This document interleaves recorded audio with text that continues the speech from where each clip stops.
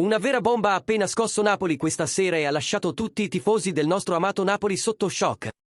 Siamo tornati con un altro aggiornamento speciale sul Club del Cuore, portando sempre le informazioni più recenti e rilevanti direttamente dai retroscena. Il nostro impegno è quello di tenervi aggiornati su tutto ciò che può cambiare il corso della stagione. Quindi approfittane subito per lasciare un like al video e iscriverti al canale, perché ci sono tante novità in arrivo. L'atmosfera dietro le quinte è di sorpresa e persino di delusione. Questo perché la verità sull'addio di Victor Osimhen è finalmente venuta a galla, e non è affatto incoraggiante. L'attaccante nigeriano, protagonista assoluto insieme a Luciano Spalletti nel leggendario terzo scudetto del Napoli, non è riuscito a suscitare l'interesse dei giganti europei come molti si aspettavano.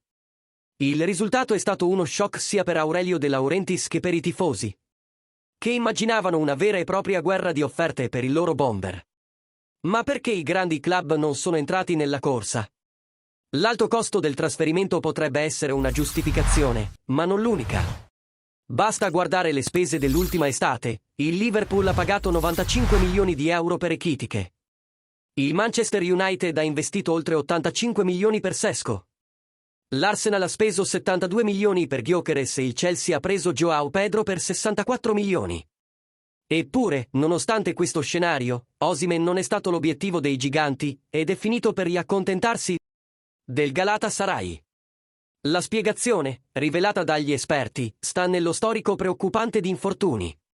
Durante la sua permanenza al Napoli, Osimhen ha perso ben 660 giorni a causa di problemi fisici. Questa fragilità è bastata per allontanare i club della Premier League e delle altre grandi leghe, che hanno preferito investire pesantemente in attaccanti considerati i più affidabili dal punto di vista fisico. La speranza di De Laurentiis di vedere una corsa milionaria per il suo giocatore semplicemente non si è concretizzata.